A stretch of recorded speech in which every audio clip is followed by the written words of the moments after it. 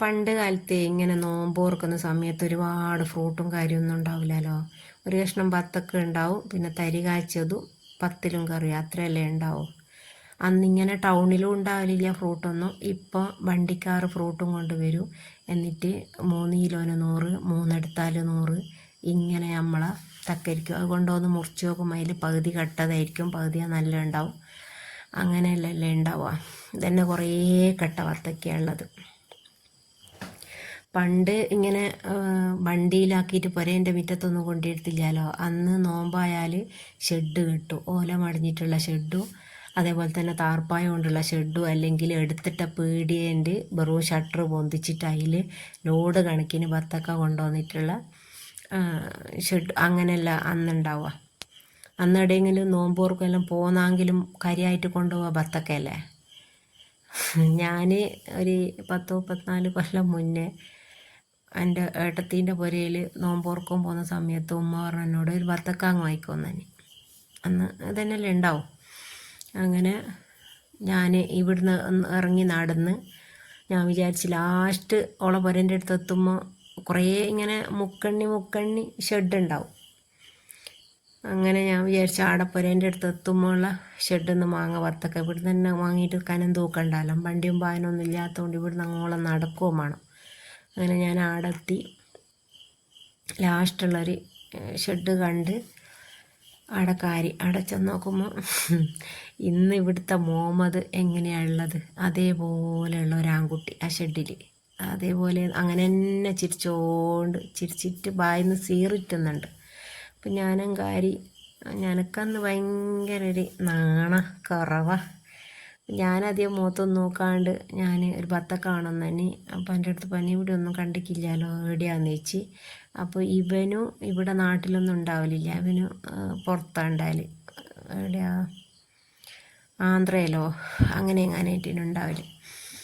അപ്പോൾ എൻ്റെ അടുത്ത് ചോദിച്ചു എവിടെയാന്ന് ചോദിച്ചാൽ ഞാൻ പറഞ്ഞു ഞാൻ ഇങ്ങനെ ഇന്നേ എടുത്തേക്കാ പോകുന്നതെന്ന് ചോദിച്ചു. ഇന്നേ എടുത്ത് പോകുന്നതെന്ന് തന്നെ. അടുത്ത് ആരാന്ന് ചോദിച്ചു. ഞാൻ പറഞ്ഞോളൂ അനിയത്തിയാന്ന് പറഞ്ഞു. അപ്പോൾ കുറേ കാര്യങ്ങളെല്ലാം പറഞ്ഞ് പിന്നെ എൻ്റെ അടുത്ത് ചോദിച്ചു ഒരു മുറി മതിയോ വത്തക്ക. ഞാൻ പറഞ്ഞു ഒരു മുറി പോരാ, ഒന്നെണ്ണം വേണം. അപ്പോൾ ഉമ്മ ഇങ്ങനെല്ലാം ഏൽപ്പിച്ച് തന്നിക്കേ, ഇന്ന് സൈസ് വത്തക്ക വാങ്ങണം, പിന്നെ നല്ല പച്ച നോക്കി എടുക്കണം മേല, എന്നാലും അത് ഉള്ളിൽ ചുവപ്പുണ്ടാവുന്നല്ലോ. ഉമ്മ അവിടുത്തെ കാര്യങ്ങളെല്ലാം പോയിട്ട് വാങ്ങിക്കൊണ്ടിരുത്തി. നമ്മൾ അന്ന് പോക്കൊന്നുമില്ല, നമുക്കൊന്നും അറിഞ്ഞുകൂടാ. നമ്മൾ ടൗണിൽ പോകുമ്പോൾ അല്ലെങ്കിൽ വാങ്ങും.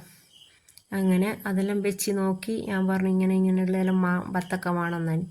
അപ്പം എല്ലാം തന്ന് എന്നോട് ഈ പൈസക്ക് അതേ എൻ്റെ അടുത്ത് 10 രൂപ ഉള്ളൂ.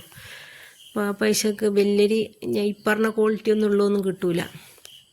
എങ്ങനെയെല്ലാം ഒപ്പിച്ച് തന്ന്. അപ്പോൾ ഞാൻ പറഞ്ഞു എൻ്റെ അടുത്ത് കവർ വേണ്ടേ. അപ്പം എന്നോട് അങ്ങനെ കവറൊന്നും ഉണ്ടാവില്ല, എല്ലാവരും കൈ പിടിച്ചിട്ടാണ് കൊണ്ടുപോകാമെന്ന് പറഞ്ഞു. ആണുങ്ങളെല്ലാം അസർ നിസ്കരിച്ച് പോകുമ്പോൾ ഇങ്ങനെ കൈൻ്റെ അടിയിൽ പിടിച്ച് കൊണ്ടുപോകുന്നെല്ലാം കാണാം. അപ്പോൾ ഞാൻ പറഞ്ഞു അതുപോലെ ഇപ്പം എനിക്ക് കൊണ്ടുപോയിക്കൂടാലോ, എനിക്കൊരു സഞ്ചി എന്തായാലും വേണമെന്ന്. അപ്പം എന്നോട് പറഞ്ഞു ഇവിടെ ഒരു തുണി സഞ്ചി ഉണ്ട്, അതങ്ങ് എടുത്തോ, എന്നിട്ട് ഓളോട് പറഞ്ഞേക്ക്, ചേട്ടത്തിനോട് പറഞ്ഞേക്ക് ഇത് ഇന്നേ ആളെ തുണി സഞ്ചിയാണ്, ഇതെൻ്റെ അല്ല, എനിക്കങ്ങ് കൊടുക്കണം, അതുകൊണ്ട് നാളെ ഇനി പോരുമ്പോൾ ഇങ്ങ് എടുത്തിട്ട് ഇവിടെ തരണം എന്ന് പറഞ്ഞു. അപ്പോൾ ബത്തക്കൊക്കെ 22 റുപ്യ ആയിക്ക്, 2 റുപ്യയുടെ കൊടുക്കലുണ്ട്. അങ്ങനെ ഞാൻ ബത്തക്കയും കൊണ്ട് പോയി അടുത്ത് നോക്കുമ്പം ബത്തക്കയെല്ലാം ഓക്കെയാണ്. പോളൻ്റെ അടുത്ത് ചോദിച്ചു എവിടുന്നാ വാങ്ങിയെന്ന് ചോദിച്ചാൽ ഞാൻ പറഞ്ഞു ഇന്നേ ആളെ ഷെഡിൽ നിന്നാണ് വാങ്ങിയത്, ഓല തുണി സഞ്ചി അങ്ങ് കൊടുക്കുമെന്ന് പറഞ്ഞിരിക്കുന്നതിന്. അപ്പോൾ എന്നോടാൻ ഞാനങ്ങ് എടുക്ക്, പിന്നെ തുണി സഞ്ചി ഇപ്പം കൊടുക്കുന്നത് എനിക്ക് ആവശ്യമുണ്ട്, ഞാനങ്ങ് കൊടുക്കുമെന്ന് പറഞ്ഞേക്കിഞ്ഞ്. അപ്പോൾ ഈ 2 റുപ്യ കൊടുക്കണ്ടേ. അപ്പം ഞാൻ പിറ്റേന്ന് ഓളോട് 2 റുപ്യെല്ലാം വാങ്ങി അവിടെ കൊടുത്ത്. ഞാൻ പറഞ്ഞു സഞ്ചി ഓള് തന്നിക്കില്ല, ഓളങ്ങ് കൊടുക്കുമെന്നാണ്, ഓളിങ്ങ് തരുമെന്നാണ് പറഞ്ഞതെന്ന്. അങ്ങനെ ഞാനിങ്ങ് പോന്ന്. ആ മനുഷ്യനെയാണ് ഞാൻ പിന്നീട് കല്യാണം കഴിച്ചത്. ഒരു 6 മാസം കഴിഞ്ഞ് നമ്മൾ നിക്കാഹ് കഴിഞ്ഞ സമയത്ത് എന്തോ ബത്തക്കേൻ്റെ ഷെഡിൻ്റെ എന്തോ പറയുമ്പോൾ എൻ്റെ അടുത്ത് പറഞ്ഞ് 6 മാസമല്ല പിന്നെ 1 കൊല്ലം കഴിഞ്ഞിക്കേ ഇനിയിങ്ങനെ എൻ്റെ അടുത്ത് ബത്തക്ക വാങ്ങിയിട്ട് എൻ്റെ തുണിസഞ്ചിയും കൊണ്ടുപോയിക്കല്ലേനു, തുണിസഞ്ചി തന്നിക്കില്ലല്ലോ. എൻ്റെ ഏട്ടത്തി പറഞ്ഞു കൊടുത്തതാണെന്ന് തോന്നുന്നുണ്ട്. ഇങ്ങനെ എൻ്റെ അടുത്തുനിന്ന് ബത്തക്ക വാങ്ങിയ ഊളയാ. കാരണം എന്നെ കാണുമ്പോൾ അന്നേരമൊന്നും നമ്മൾ തമ്മിൽ കണ്ടിക്കൊന്നുമില്ല. അന്നൊന്നും അങ്ങനെ കാണൂലല്ലോ. ഒപ്പരാരെങ്കിലും ഉണ്ടാവും. എന്നെ ഒപ്പരുള്ള ആളാണ്. പിന്നെ എൻ്റെ അടുത്ത് കാര്യങ്ങളെല്ലാം ചോദിക്കുകയെല്ലാം ചെയ്ത്. അതുകൊണ്ട് എനിക്ക് മനസ്സിലായിക്കില്ല. അപ്പോൾ എൻ്റെ ഏട്ടത്തി പറഞ്ഞു കൊടുത്തതാണെന്ന് തോന്നുന്നു. അപ്പോൾ എൻ്റെ അടുത്ത് ഇങ്ങനെ പറഞ്ഞു, ബത്തക്ക വാങ്ങിയിട്ട് ഇനി തുണിസഞ്ചി എൻ്റെ സഞ്ചി തന്നിക്കില്ലല്ലോ. അപ്പോൾ എപ്പോൾ നോമ്പിന് ബത്തക്ക വാങ്ങിയിട്ട് ഇങ്ങനെ മുറിച്ചിടുന്ന സമയത്തോ ചോപ്പുണ്ട് നോക്കുന്ന സമയത്തെല്ലാം എനിക്കെപ്പോൾ ഈ ഒരു കാര്യം ഓർമ്മ വരും. പിന്നെ നമ്മൾ കല്യാണം കഴിഞ്ഞ് 28 കൊല്ലം ജീവിച്ച് മരിച്ച് ആൾ. അപ്പോൾ ഇത്രയൊക്കെ തന്നെയാണ് ബത്തക്കേൻ്റെ കഥ. എൻ്റെ ബത്തക്ക കഥ ഇഷ്ടമായിട്ടുണ്ടെങ്കിൽ ഒന്ന് ലൈക്ക് ചെയ്യാനും ഷെയർ ചെയ്യാനും സബ്സ്ക്രൈബ് ചെയ്യാതെ ഇത് കാണുന്നെങ്കിൽ സബ്സ്ക്രൈബ് ചെയ്യാനും മറക്കല്ലടാ. അപ്പോൾ അങ്ങനെയൊക്കെയാണ് കഥകൾ. പിന്നെ വേറെന്തൊക്കെയാണ്, എല്ലാവരും പെരുന്നാൾ ഡ്രസ്സെല്ലാം എടുത്തിട്ടുണ്ടാവുമെന്ന് വിചാരിക്കുന്നു. ഇനിയിപ്പോൾ ഒരു 5-6 നോമ്പും കൂടെ അല്ലേ ഉള്ളൂ. പഠിച്ചവനെ ഇക്കൊല്ലത്തെ നോമ്പിന് പഠിച്ചവനെ ഇരട്ടി പ്രതിഫലം തരട്ടെ. കാരണം എനിക്ക് ഇത്രയും വയസ്സിനെടുക്കാൻ എനിക്ക് തോന്നിയിട്ടില്ല. നോമ്പ് സഹിക്കാനാകാത്ത ചൂടും ഭയങ്കര ഒരു ദാഹവും. കാരണം ഞാൻ ആകെയിലൊരു 3 അർക്ക് വെള്ളം കൊണ്ടാണ് ഞാൻ നോമ്പ് ഓർക്കൽ. പിന്നെ ഞാൻ കുടിക്കുക ചായ. അങ്ങനെ പച്ചവെള്ളം ഞാൻ എൻ്റെ വായിലാക്കാത്ത ഞാൻ ഈ പ്രാവശ്യം എത്ര വെള്ളമാണ് കുടിച്ചത്, എത്ര തണുത്തതാണ് കുടിച്ചത്, അതിന് പഠിച്ചവനിക്ക് കണക്കാക്കാൻ പറ്റും.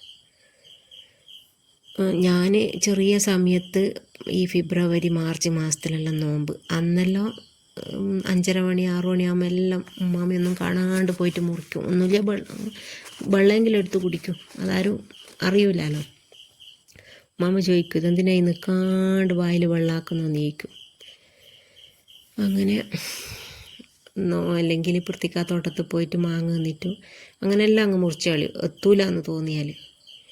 അത് കഴിഞ്ഞേരം പിന്നെ ഇപ്പം ഏപ്രിൽ മെയ്യിലെല്ലാം നമുക്ക് നോമ്പ് കിട്ടിയിട്ടില്ല.